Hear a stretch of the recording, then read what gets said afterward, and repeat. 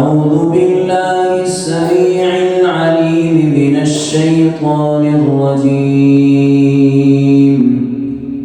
بسم الله الرحمن الرحيم. الأخلاء يومئذ بعضهم لبعض عدو إلا المتقين. يا عباد لا خوف عليكم اليوم ولا أنتم تحزنون.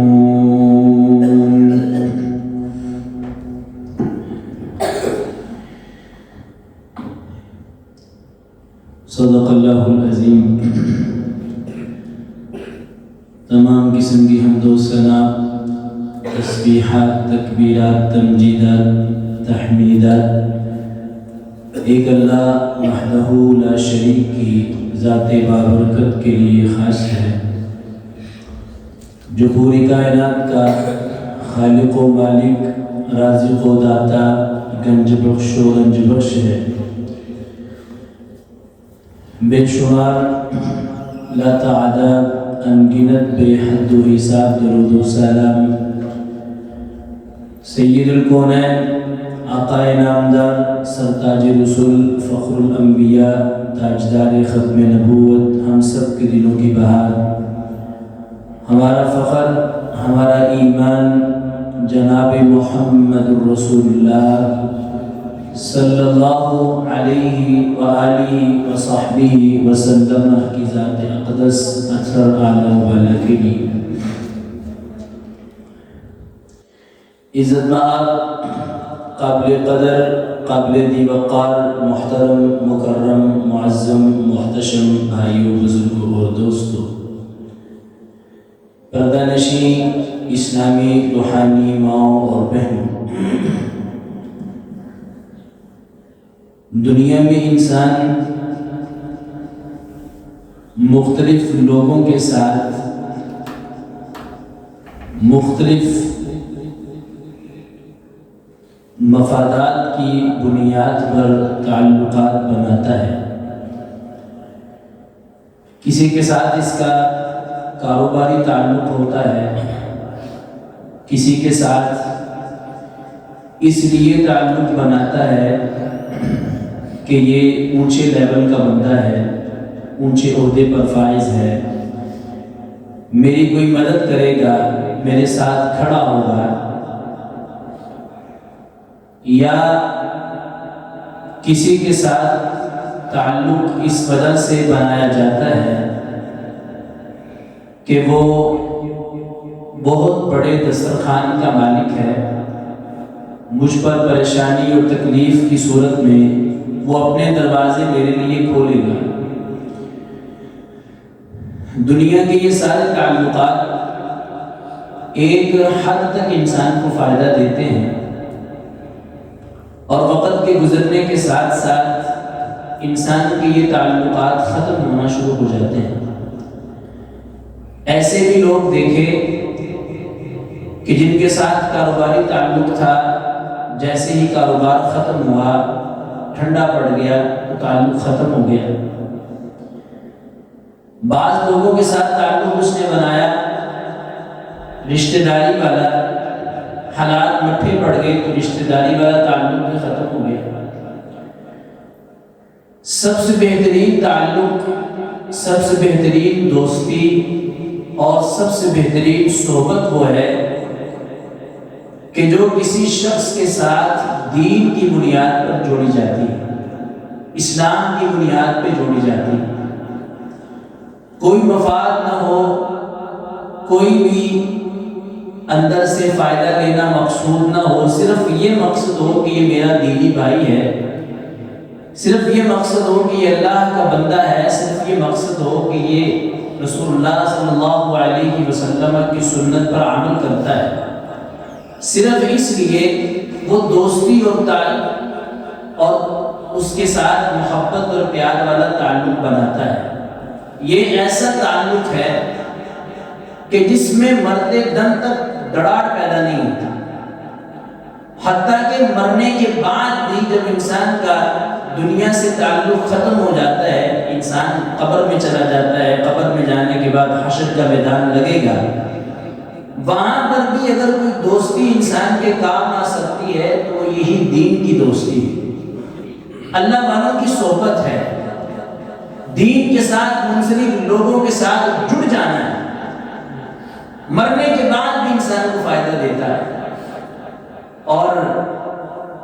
رسول اللہ صلی اللہ علیہ وسلم نے اسی وجہ سے یہ بات ارشاد فرمائی تھی کہ المرء علی دین خلیلہ، کہ بندہ جو ہے وہ اپنے دوست کے دین پر ہوتا ہے، جیسا اس کا دوست ہوتا ہے، جیسا اس کا بھائی ہوتا ہے، جس کو اس نے اپنا یار بیلی بنایا ہوا ہے، جس کے ساتھ وہ اپنا زیادہ تر ٹائم گزارتا ہے، جیسے اس کے نظریات ہوں گے ویسے ہی اس کے نظریات ہوں گے۔ فَلْيَنْظُرْ أَحَدُكُمْ مَنْ يُخَالِلْ، اور آپ نے یہ بات ارشاد فرمائی کہ تم میں سے کوئی بندہ جب کسی کو اپنا دوست بنائے تو دوست بناتے وقت اس کو یہ دیکھ لینا چاہیے کہ اس کا کردار کیسا ہے، اس کا اخلاق کیسا ہے، اس کا رویہ کیسا ہے، کہیں ایسا تو نہیں کہ میں اللہ کے دشمن کو اپنا دوست بنا رہا ہوں، رسول اللہ صلی اللہ علیہ وسلم کی سنت کی مخالفت کرنے والے بندے کو اپنا دوست بنا رہا ہوں۔ اگر ایسا ہے تو پھر اس کو یہ بات ذہن نشین کر لینی چاہیے کہ اس بندے نے اللہ کی نگاہوں میں اپنا مقام اور اپنا وقار بالکل ختم کر لیا ہے، کیونکہ اس نے اللہ کے باغی کو، اللہ کے نافرمان کو اپنا دوست بنا لیا ہے۔ یہی وجہ ہے کہ علماء کرام عقیدے کے باب میں عقیدے کے باب ذکر کرتے ہیں جس کو عقیدۃ الولاء والبراء کہتے ہیں۔ ولاء ولایت سے ہے، یعنی دوست کس کو بنایا جا رہا ہے، اور براء برات سے یعنی دشمن کس کو بنایا جا رہا ہے۔ یعنی اس بات کا تعلق انسان کے عقیدے کے ساتھ ہے کہ انسان کی فرینڈ لسٹ میں کون شامل ہے اور انسان کے دشمنوں میں کون شامل ہے۔ اگر کوئی ایسا بندہ کہ جو اللہ کا فرما بردار تھا، اللہ کا بڑا شکر گزار تھا، اللہ کا بڑا نیک اور پرہیز گزار انسان تھا، اس نیک بندے کو اس نے اپنا دشمن بنا لیا ہے اور اللہ کے باغی کو اس نے اپنا دوست بنا لیا ہے، تو سمجھ لیں کہ اس نے اپنے عقیدے کی ایک لڑی کو خراب کر لیا ہے، اپنے عقیدے کو اس نے خراب کر لیا ہے، اللہ کے دوستوں کے ساتھ دشمنیاں ڈال رہا ہے، اور اللہ کے دشمنیوں کے ساتھ، اللہ کے باغیوں کے ساتھ وہ دوستیاں پیدا کر رہا ہے۔ اس لیے رسول مکرم نے فرمایا کہ فَلْيَنْظُرْ أَحَدُكُمْ مَنْ يُخَالِلْ، جب تم میں سے کوئی شخص کسی کو اپنا دوست بنانے لگے تو اس کو چاہیے کہ وہ دیکھے کہ وہ کس کردار کا اور کس اخلاق کا مالک ہے۔ تو دین کی بنیاد پہ جو دوستی قائم ہوتی ہے، آپ اس انسان ہجرت نبوی صلی اللہ علیہ وسلم پر لے لیجئے، آپ نے مکے میں 13 سال تبلیغ کی، اور 13 سال تبلیغ کرنے کے بعد جب آپ مدینے میں تشریف لائے تو مدینے میں تشریف لاتے ہی اللہ کے پیغمبر صلی اللہ علیہ وسلم نے سب سے پہلے جو کام کیا وہ اللہ کے پیغمبر نے مواخات مدینہ قائم کی، یعنی ایک ایک انصاری کو ایک ایک مہاجر کا بھائی بھائی بنا دیا۔ وہ ان کے سگے رشتہ دار نہیں تھے، لیکن ایسا مضبوط تعلق تھا کہ جو سگے رشتوں سے بھی بڑھ کے تھا، اتنا مضبوط تعلق تھا کہ قرآن کریم میں اللہ تعالیٰ نے یہ بات کہی وَأُولُو الْأَرْحَامِ بَعْضُهُمْ أَوْلَىٰ بِبَعْضٍ فِي كِتَابِ اللَّهِ مِنَ الْمُؤْمِنِينَ وَالْمُهَاجِرِينَ۔ انصاری یہ سمجھتے تھے کہ جن کو اللہ کے پیغمبر صلی اللہ علیہ وسلم نے ان کا بھائی بنایا ہے، جن مہاجرین کو ان کا بھائی بنایا ہے، وہ ہماری وراثت کے بھی حقدار ہیں، وہ ہماری وراثت کا حقدار سگا رشتہ دار ہوتا ہے۔ فرمایا کہ وہ ہماری وراثت کے بھی حقدار ہیں۔ اتنا زیادہ ان کے ساتھ تعلق انہوں نے مضبوط کر لیا تھا، سگے بھائیوں کے ساتھ وہ تعلق نہیں بناتے تھے جو اپنے ان دینی بھائیوں کے ساتھ تعلق کو قائم کیے ہوئے تھے۔ قرآن نے کہا کہ نہیں، تمہاری وراثت کی حقدار صرف وہی ہیں جو تمہارے سگے رشتہ دار ہیں، یہ مومنین مہاجرین جن کو اللہ کے پیغمبر نے تمہارا بھائی بنایا ہے، یہ صرف تمہارے دینی بھائی ہیں، ہاں تم ان کے ساتھ اچھا سلوک کرو۔ جیسے حضرت سعد بن ربیع رضی اللہ تعالیٰ عنہ اور عبد الرحمن بن عوف رضی اللہ تعالیٰ عنہ کا بڑا مشہور واقعہ ہے کہ جب اللہ کے پیغمبر نے حضرت عبد الرحمن بن عوف کو حضرت سعد کا بھائی بنا دیا اور فرمایا کہ سعد یہ تیرا بھائی ہے، حضرت سعد رضی اللہ تعالیٰ عنہ لے کر کے اپنے گھر میں جاتے ہیں، جا کر کہا عبد الرحمن میرے 2 مکان ہیں، ایک مکان تیرا ہے، 2 باغ ہیں، ایک باغ تیرا ہے، میں 2 طرح کی کاروبار کرتا ہوں، ایک کاروبار اس کے سارے معاملات میں نے تیرے حوالے کیے، 2 میری بیویاں ہیں، تم دیکھ لو، تم میں اس میں سے جو پسند ہے میں اس کو طلاق دے دیتا ہوں، عدت گزرنے کے بعد تم اس سے نکاح کر لینا۔ یہ دین کا تعلق تھا، یہ خیر کا تعلق تھا، یعنی اتنا گہرا تعلق سگے رشتہ داروں کے ساتھ نہیں ہے، سگے بھائیوں کے ساتھ نہیں، جتنا تعلق دینی بھائیوں کے ساتھ ہے۔ اس لیے رسول مکرم علیہ السلام نے اس بات کی طرف ترغیب دلائی، فَلْيَنْظُرْ أَحَدُكُمْ مَنْ يُخَالِلْ، جب تم میں سے کوئی شخص کسی کے ساتھ تعلق قائم کرے، کسی کو اپنا دوست بنائے، تو اس کو چاہیے کہ وہ دیکھے کہ وہ کس کردار کا اور کس اخلاق کا مالک ہے، کہیں ایسا تو نہیں کہ اس نے اللہ کے دشمن کو اپنا دوست بنایا ہوا ہے۔ قرآن کریم فرقان حمید کی آیت کریمہ سورہ الزخرف میں اللہ فرماتے ہیں 25ویں پارے میں فرمایا کہ الْأَخِلَّاءُ يَوْمَئِذٍ بَعْضُهُمْ لِبَعْضٍ عَدُوٌّ إِلَّا الْمُتَّقِينَ۔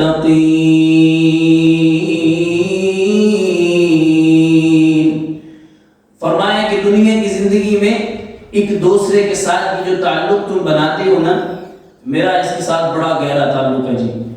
میں نے تو اس کے ساتھ مرنے جینے کی قسمیں اٹھائی ہوئی ہیں، ہماری جب تک زندگی ہے میرا سارے کے سارے معاملات اس کے حوالے ہیں۔ فرمایا کہ جس کو تم نے اپنا دوست دنیا کی زندگی میں بنایا ہے نا،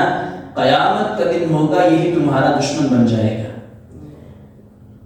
الْأَخِلَّاءُ يَوْمَئِذٍ بَعْضُهُمْ لِبَعْضٍ عَدُوٌّ، ایک دوسرے کے دشمن بن جائیں گے، گریبانوں کو نوچیں گے، پکڑیں گے گریبانوں کو۔ کچھ ایسے بھی بدبخت اللہ کے دربار میں آئیں گے کہ کہیں گے اے اللہ، جس کے ساتھ ساری زندگی کا معاملہ تھا، جس کے ساتھ سارے بچپن کا دوست گزرا، ساری زندگی جس کے ساتھ گزری، جس کو اپنا دوست بنایا ہے، اسی کا گریبان پکڑ کے اللہ کی بارگاہ میں آئیں گے اور کہیں گے اے اللہ اس کو پکڑ لے اور مجھے چھوڑ دے۔ ایسے لوگ بھی ہوں گے۔ اور دوسرے مقام پر اللہ تعالیٰ نے سورہ الفرقان میں یہ بات کہی، فرمایا کہ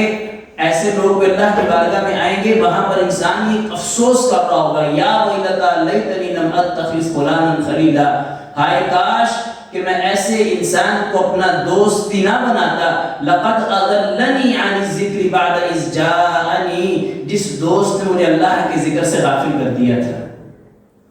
انسان قیامت کے دن اس بات پہ افسوس کرے گا، ایسے بھی دوست تو ہوں گے نا بندے کے کہ جن پہ انسان افسوس کر رہا ہوگا قیامت کے دن، کاش کہ میں ایسے بندے کو اپنا دوست نہ بناتا، جس کی وجہ سے میری نمازیں ضائع ہوئی، جس کی وجہ سے میرا قرآن کریم پڑھنا ضائع ہوا، ہمارے ساتھ شراب و کباب کی ساری محفلیں سجتی ہیں، وقت کی ضیاع کے سارے ہم نے معاملات سیٹ کر کے رکھے ہوئے ہیں، جب مجھے فارغ ٹائم ملتا ہے تو میں اس کے پاس جا کر کے بیٹھتا ہوں، لیکن مجھے اس چیز کا احساس نہیں ہے کہ یہی وہ دوست ہوگا کہ قیامت کے دن اسی کا گریبان پکڑ کے میں اللہ کی بارگاہ میں کہہ رہا ہوں گا کاش کہ میں ایسے بندے کو اپنا دوست نہ بناتا۔ خلیل عربی میں کہتے ہیں جس کے ساتھ سب سے زیادہ محبت ہوتی ہے، جس کے ساتھ سب سے زیادہ پیار ہوتا ہے۔ انسان کی زندگی میں مختلف کیٹیگریز ہوتی ہیں دوستوں کی، ایک وہ دوست جس کے ساتھ بے انتہا محبت ہو جائے، بے انتہا پیار ہو جائے، تو بندہ کہتا ہے یار مجھے اس کے ساتھ بڑی الفت ہے، بڑی محبت ہے، خلیل اس کو کہتے ہیں۔ اور اللہ تعالیٰ نے اس خلیل کا لفظ استعمال کیا کہ یا ویلتی لیتنی لم اتخذ فلانا خلیلا، فلاں کو میں اپنا دوست نہ بناتا۔ انسان ایسے دوست پر افسوس کر رہا ہوگا قیامت کے دن۔ الاخلاء، ایسا خلت اور محبت والا، بے انتہا پیار والا وہ دوست قیامت کے دن انسان کا دشمن بن جائے گا۔ اس دن جو دوستی کام آئے گی وہ کن کی دوستی ہوگی؟ الا المتقین، متقین کی، نیک بندوں کی، صلحاء کی، اصفیاء اتقیاء کی، اللہ کے برگزیدہ اور اللہ کے فرما بردار بندوں کی دوستی قیامت کے دن انسان کے کام آئے گی۔ نافرمان تو خود اپنے اعمال کی شامت منا رہے ہوں گے، اس نے ہماری سفارش کیا کرنی ہے؟ اللہ کے دربار میں آ کر کے وہ کیسے ہمارے بارے میں کہیں گے کہ اللہ اس کو چھوڑ دے، حالانکہ ان کی اپنی جو ہے وہ جان اٹکی ہوگی وہاں پر۔ قرآن کریم فرقان حمید میں اللہ تعالیٰ نے جہاں پر یہ بات کہی نا کہ اللہ کے اور اس کے رسول کی اطاعت کرنے والے بندوں پر اللہ کا انعام ہے، تو وہاں پر اللہ نے یہ بات کہی فَأُولَٰئِكَ مَعَ الَّذِينَ أَنْعَمَ اللَّهُ عَلَيْهِم مِّنَ النَّبِيِّينَ وَالصِّدِّيقِينَ وَالشُّهَدَاءِ وَالصَّالِحِينَ۔ قیامت کے دن جس بندے کو اللہ کے نیک بندوں کا ساتھ مل گیا وَحَسُنَ أُولَٰئِكَ رَفِيقًا، اس سے اچھی رفاقت اور اس سے اچھی دوستی اور اس سے اچھا ساتھ کوئی نہیں ہو سکتا قیامت کے دن جس بندے کو نیک لوگوں کی صفوں میں کھڑا کر دیا گیا۔ اگر ہم چاہتے ہیں کہ ہمارا ساتھ قیامت کے دن ان لوگوں کے ساتھ ہو جو اللہ کے نیک بندے، تو طریقہ رسول مکرم علیہ السلام نے سکھایا ہے۔ آپ کے پاس ایک صحابی ہے، کہا یا رسول اللہ مجھے بتائے کہ قیامت کب قائم ہوگی؟ تو آپ نے فرمایا کہ میرے صحابی تو قیامت کے بارے میں سوال کر رہا ہے، تو مجھے یہ بتا کہ تو نے قیامت کی تیاری کتنی کی ہے؟ اصل بات تو یہ ہے نا کہ قیامت میں دعا کر رہنا ہے،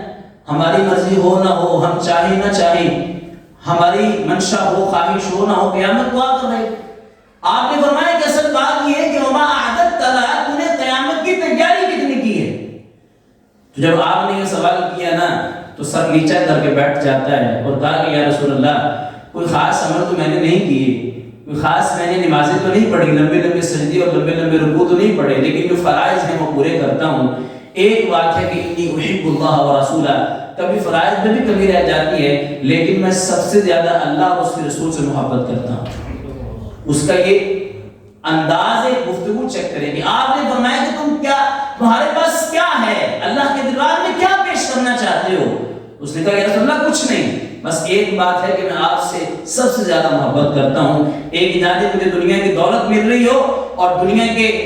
کے محلات اور دنیا کا پیسہ مجھے مل رہا ہو، اور ایک جانب مجھے آپ کی رفاقت مل رہی ہو اور آپ کا ساتھ مل رہا ہو اور آپ کی سنت پہ عمل کرنے کا موقع مل رہا ہو، اے اللہ کے پیغمبر میں ہر چیز کو ٹھکرا دوں گا، آپ کی سنت کی محبت میں آپ کے ساتھ پیار اور آپ کے ساتھ الفت زیادہ کروں گا۔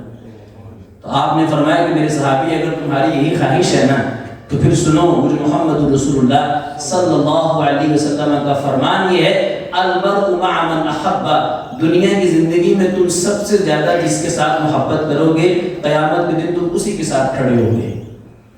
اب اللہ کے پیغمبر کا فرمان غلط نہیں ہو سکتا ہے۔ آپ نے فرمایا کہ تم جس سے محبت کرتے ہو قیامت کے دن تم اسی کے ساتھ کھڑے ہوگے۔ سیدنا انس رضی اللہ تعالیٰ نے حدیث کے راوی ہیں، بیان فرماتے ہیں کہ ہمیں اللہ کے پیغمبر کے اور بڑے خوبصورت فرمان ہیں، ہر فرمان ایک سے بڑھ کر ایک ہے، لیکن اللہ کے پیغمبر کے کسی فرمان کی اتنی خوشی نہیں ہوئی جتنی خوشی اللہ کے پیغمبر کے اس فرمان کی ہوئی ہے المرء مع من احب۔ دنیا کی زندگی میں انسان جس کے ساتھ محبت کرتا تھا قیامت کے دن اسی کے ساتھ کھڑا ہوگا، اور بڑے فخر سے کہتے ہیں کہ بڑے اعزاز سے کہتے ہیں کہ انی احب اللہ ورسولہ وابا بکر وعمر وعثمان وعلی بن ابی طالب، کہ میں اس دنیا میں سب سے زیادہ اللہ کے پیغمبر سے، ابو بکر صدیق سے، عمر فاروق سے، عثمان غنی سے اور علی المرتضی رضی اللہ تعالیٰ عنہ اجمعین سے، ان سے سب سے زیادہ محبت کرتا ہوں۔ وارجو ان اکون معہم، اور مجھے اللہ سے پوری امید ہے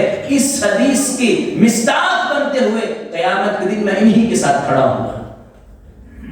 یعنی کہ ان کے اندر جذبہ تھا، لیکن اللہ کے پیغمبر نے جب یہ بات کہی تو فوراً تڑپ کے کہتے ہیں کہ مجھے اللہ کے پیغمبر سے سب سے زیادہ محبت ہے اور میں قیامت کے دن انہی کے ساتھ کھڑا ہوں۔ آج ہم بھی غور کریں ہماری زندگیوں میں الفت کس کی ہے سب سے زیادہ؟ ایسا دوست میرے پاس ہے کہ جو قیامت کے دن خود اللہ کے پیغمبر کی اور نبیوں کی صف میں کھڑا ہو، صدیقین کے صف میں کھڑا ہو، شہداء کی صف میں کھڑا ہو، تو چاہے میں اگر دوزخیوں کے صف میں بھی ہوں تو اللہ سے سفارش کر کے مجھے کھینچ کے اس صف میں لے جائے گا۔ اور اگر میں نے بیلی ایسا بنایا، دوست ہی ایسا بنایا کہ جس نے کبھی نماز پڑھی نہیں، جو کبھی مسجد میں جس نے کبھی مسجد کا منہ بھی نہیں دیکھا، جو کبھی مسجد میں اس لیے بھی نہیں آیا کہ یار چلو مسجد کا جا کر کے چہرہ ہی دیکھنے مسجد ہوتی کیسے، اس کو میں نے اپنے سب سے بہترین سجن بنایا ہوا ہے، جو خود اللہ کے نافرمانوں کی لائنوں میں کھڑا ہوا ہے، وہ مجھے کیسے نکال کے اللہ کے فرمانبرداروں کی لائنوں میں لے کر جائے گا؟ تو اس لیے اللہ کے پیغمبر نے فرمایا کہ فَلْيَنْظُرْ أَحَدُكُمْ مَنْ يُخَالِلُ، دوست بناتے وقت اس بات کی طرف توجہ دیا کرو کس بندے کو اپنا دوست بنا رہے ہو۔ ایک بندہ اگر مجھے آپ کی زندگی میں ایسا ہے، ہزاروں کی فرینڈ لسٹ کے نمبروں میں ایسا دوست بھی شامل کریں کہ جس کے ساتھ کوئی مفاد نہیں ہے، اس کے ساتھ کوئی اس سے فائدہ لینا مقصود نہیں ہے، صرف اس لیے محبت کرتے ہیں کہ یہ اللہ کا بندہ ہے، اس لیے محبت کرتے ہیں کہ یہ قرآن پڑھنے والا ہے، اس لیے محبت کرتے ہیں کہ یہ اللہ کے ساتھ محبت کرنے والا ہے، دین پڑھنے والا ہے، دین سنانے والا ہے، قرآن کریم کی تلاوت بڑے پرسکون انداز میں کرتا ہے، تلاوت کرتا ہے تو روح تڑپ جاتی ہے اور انسان کے جو ہے وہ دماغ کے دریچے کھل جاتے ہیں اور انسان کا دل کرتا ہے تلاوت کرے، اس لیے محبت کرتا ہے، اللہ کے قرآن پڑھنے والے بچوں کے ساتھ محبت کرتا ہے۔ ایسا شخص مرتا ہے نا تو مرتا ہے، بزنس مین بھی آپ کی جنازے پر آ کر کے آپ کے لیے تڑپ کر کے اس طرح دعا نہیں کرے گا جس طرح آپ کا وہ دینی بھائی جس کے ساتھ آپ نے دین کی بنیاد پہ تعلق رکھا تھا وہ آپ کے لیے تڑپ کر کے دعا کرے گا۔ سگا بھائی بھی آپ کے لیے اس طرح نہیں تڑپتا، آپ کے لیے اللہ سے اس طرح نہیں بخشش مانگتا جس طرح ایک دینی بھائی آپ کے لیے بخشش مانگتا ہے۔ اور اگر اللہ کے بندوں کی صحبت مل جائے، آخری بات سنیں، اللہ کے بندوں کی صحبت انسان کو نصیب ہو جائے تو سنیں کہ انسان میں تقویٰ کتنا بڑا آ جاتا ہے۔ قرآن کریم کی آیت کریمہ ہے، اللہ تعالیٰ نے فرمایا یا ایھا الذین آمنوا اتقوا اللہ، اے لوگوں جو ایمان لائے ہو تم اللہ سے ڈرو، اور تقویٰ اختیار کرنے کا ایک رستہ کیا ہے، وَكُونُوا مَعَ الصَّادِقِينَ، سچے لوگوں کے ساتھ، کھڑے لوگوں کے ساتھ اور ایمان کے پکے لوگوں کے ساتھ تم بیٹھنا شروع ہو جاؤ، ان کے ساتھ اپنی دوستیاں بنا لو، خود بخود تمہارے دلوں میں تقویٰ آ جائے گا۔ تقویٰ حاصل کرنے کا شارٹ کٹ طریقہ یہ ہے، شارٹ کٹ طریقہ ہم سب تلاش کرتے ہیں دنیا میں، ہر کام میں ہم شارٹ کٹ راستے ڈھونڈ رہے ہوتے ہیں۔ تقویٰ حاصل کرنے کا بہترین طریقہ یہ ہے کہ اللہ والوں کے ساتھ محبت پالنا شروع کر دیں، اللہ والوں کے ساتھ محبت ڈالنا شروع کر دیں، ایمان میں پختگی آئے گی، ایمان میں پختگی آئے گی، اللہ پر یقین مضبوط ہو جائے گا، اور ایمان والوں اور یقین والوں تقویٰ والوں کے ساتھ بیٹھنے کی برکت سے انسان کے اپنے بہت سارے معاملات حل ہو جاتے ہیں۔ اللہ کے پیغمبر کے ایک صحابی تھے حضرت ثعلبہ بن عبد الرحمن رضی اللہ تعالیٰ عنہ، آپ کے صحابی تھے، نوجوان صحابی تھے، 17-18 سال کی عمر ہوگی، اللہ کے پیغمبر کی صحبت میں رہے، اور آپ کی صحبت میں رہنے والے جنہوں نے آپ کو اپنا ساتھی بنایا، اور رسول مکرم علیہ السلام سے بڑھ کے بھی کوئی اچھا ساتھی ہو سکتا ہے، جس طرح آپ لوگوں کے اخلاق و کردار کو سنوارا کرتے تھے، سدھارا کرتے تھے، جن کے بارے میں جو اللہ کے پیغمبر کے اصحاب بنے، اللہ کے پیغمبر کے ساتھی بنے، قرآن کریم نے اللہ تعالیٰ نے ان کے بارے میں یہ دو ٹوک فیصلہ کر دیا کہ رضی اللہ عنہم ورضوا عنہ، اللہ کے پیغمبر کی صحبت اختیار کرنے والے لوگوں سے اللہ راضی ہو چکا ہے۔ یہ اللہ کے پیغمبر کی صحبت کا اثر تھا کہ حضرات صحابہ اکرام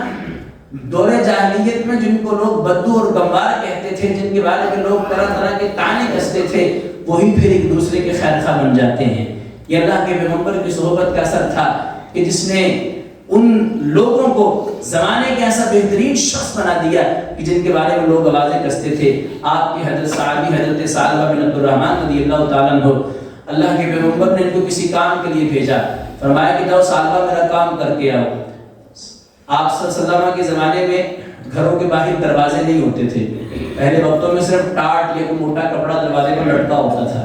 تو حضرت ثعلبہ بن عبد الرحمن اللہ کے پیغمبر کا کام کرنے کی غرض سے نکلتے ہیں، چلتے چلتے دیکھا ہوا کا جھونکا، ایک تیز جھونکا آیا تو ایک گھر کے باہر جو کپڑا لٹکا ہوا تھا وہ اٹھ گیا، اور اچانک سے حضرت ثعلبہ بن عبد الرحمن رضی اللہ تعالیٰ عنہ کی نظر گھر کے اندر پڑتی ہے۔ کیا دیکھتے ہیں؟ اذا امرأۃ تغتسل، ایک عورت غسل کر رہی تھی، کپڑا اٹھا، ارادہ نہیں تھا لیکن نظر پڑ گئی، فوراً سے نگاہ بند کر لی اور ساتھ ہی کہا استغفر اللہ، فوراً زبان سے الفاظ نکلے کہ اللہ کی پناہ، میں اللہ سے توبہ کرتا ہوں۔ اتنا شرمندہ ہوتے ہیں، اتنا شرمندہ ہوتے ہیں، دل میں اس قدر احساس ندامت آ جاتا ہے کہ فوراً سے مدینہ چھوڑ دیا، چلے گئے باہر،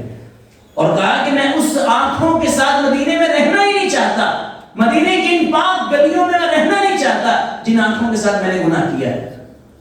اللہ کے پیغمبر صلی اللہ علیہ وسلم نے جس کام کے لیے بھیجا تھا، فرمایا کہ جاؤ صحابہ تلاش کرو، میں نے صحابہ کو کسی کام کے لیے بھیجا ہے۔ حضرت عمر فاروق رضی اللہ تعالیٰ عنہ اور کئی ایک صحابہ اکرام وہاں پر نکلے تلاش کرنے کے لیے، سارا مدینہ چھان مارا لیکن ملے نہیں۔ آپ نے فرمایا کہ جاؤ جا کر کے صحرا میں اور پہاڑوں میں تلاش کرو۔ حضرت ثعلبہ کو تلاش کرتے کرتے ایک چرواہے کے پاس پہنچے، جا کر سوال کیا کہ بھائی تم نے کسی نوجوان کو دیکھا ہے؟ کہا ہاں دیکھا ہے، پہاڑ کی چوٹی پر بیٹھا ہے اور روتا ہی رہتا ہے۔ ایک نوجوان ہے پہاڑ کی چوٹی پر بیٹھا روتا ہی رہتا ہے اور کچھ نہیں کرتا، بس استغفار توبہ کرتا رہتا ہے۔ حضرت عمر فاروق نے فرمایا کہ آج جب وہ نیچے آئے نا تو تم نے مجھے آواز دے دینی ہے۔ حضرت سعد بن عبد الرحمن شام کے وقت دودھ کا گلاس لینے کے لیے نیچے بکریوں کے چرواہے کے پاس آتے ہیں، تو اس بکریوں کے چرواہے نے اپنے پاس بٹھا لیا اور آواز دی حضرت عمر فاروق کو۔ حضرت عمر فاروق رضی اللہ تعالیٰ عنہ جب دیکھتے ہیں حضرت ثعلبہ کو، نوجوان تھے، تندرست و توانا تھے، چند دنوں میں ایسی حالت بن گئی کہ حدیث کے الفاظ ہیں کہ اتنا منہ سوکھ گیا تھا جس طرح کہ ایک چوزا ہوتا ہے، چوزے کی طرح بنے ہوئے تھے حضرت ثعلبہ بن عبد الرحمن رضی اللہ تعالیٰ عنہ۔ آپ نے فرمایا کہ اے ثعلبہ تم نے کیا حالت بنا رکھی ہے؟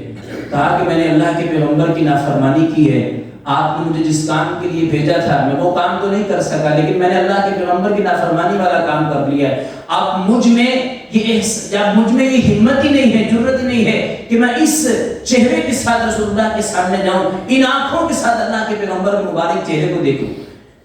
آپ کو خبر دی گئی، آپ تشریف لائے۔ حضرت ثعلبہ بن عبد الرحمن رضی اللہ تعالیٰ عنہ کمزوری اتنی ہے کہ زمین پر لیٹے ہوئے ہیں، چوزے بنے ہوئے ہیں، اتنی کمزور حالت ہے حضرت ثعلبہ بن عبد الرحمن رضی اللہ تعالیٰ عنہ کی۔ آپ نے فرمایا کہ ثعلبہ آپ تشریف لائے نا تو آپ زمین پر ہی بیٹھ گئے، آپ کی عاجزی چیک کریں کہ آپ زمین پر بیٹھ گئے، اور آپ نے ان کا سر اٹھا کر کے اپنی ران پہ رکھا اور فرمایا کہ ثعلبہ تم نے کیا حالت بنا رکھی ہے؟ تو اس نے کہا کہ یا رسول اللہ بس مجھ سے ایسا گناہ سرزد ہو گیا ہے۔ گناہ کیا ہوا نا؟ گناہ کیا ہوا؟ صرف اتنی بات ہوئی کہ اپنی آنکھوں سے غیر ارادی طور پہ کسی غیر محرم عورت کی طرف دیکھ لیا ہے۔ اتنی شرمندگی ہے کہ رسول مکرم سے نگاہیں نہیں ملا پا رہے ہیں، اور کہا کہ یا رسول اللہ میرے اس چہرے کو اپنی ران مبارک سے نیچے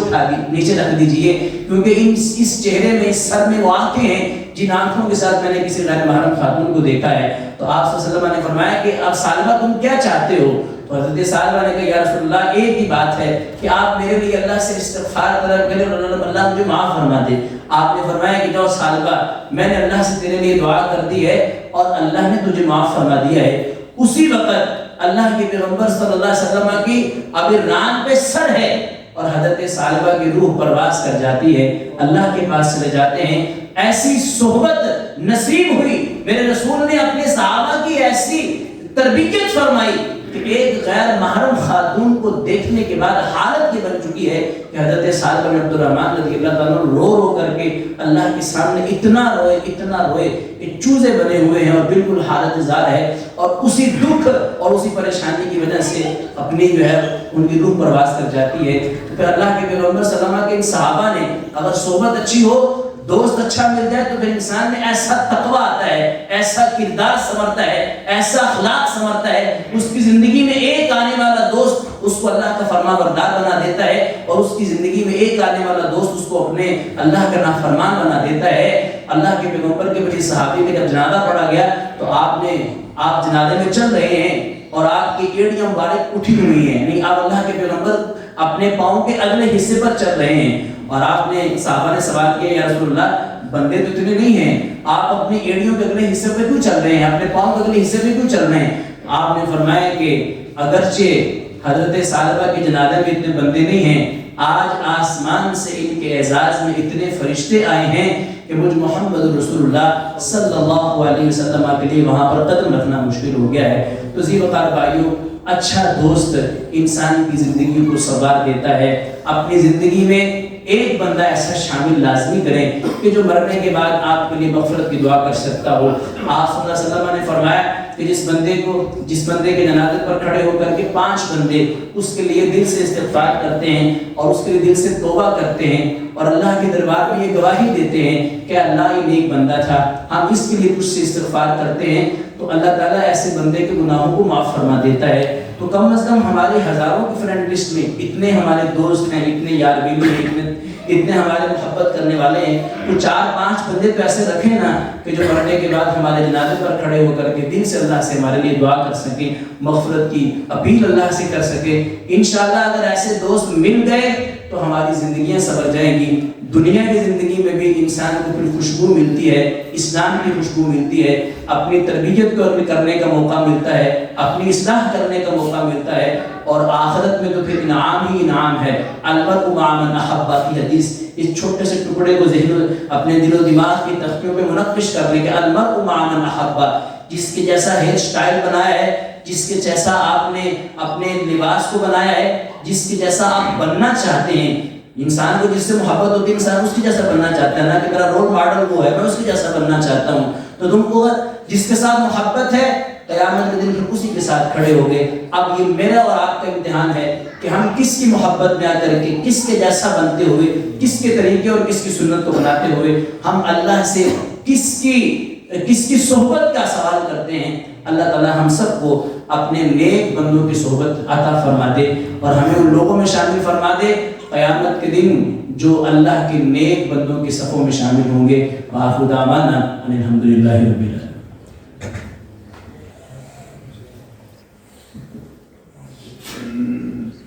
إن الحمد لله نحمده ونستعينه ونستغفره ونؤمن به ونتوكل عليه ونعوذ بالله من شرور أنفسنا وسيئات أعمالنا. من يهده الله فلا مضل له ومن يضلل فلا هادي له. وأشهد أن لا إله إلا الله وحده لا شريك له وأشهد أن محمدا عبده ورسوله. اللهم صل على محمد وعلى آل محمد كما صليت على إبراهيم وعلى آل إبراهيم إنك حميد مجيد. اللهم بارك على محمد وعلى آل محمد كما باركت على إبراهيم وعلى آل إبراهيم إنك حميد مجيد. اللهم انصر الإسلام والمسلمين وأذل الشرك والمشركين. اللهم انصر الجهاد والمجاهدين. سبحان ربك رب العزة عما يصفون وسلام على المرسلين والحمد لله رب العالمين.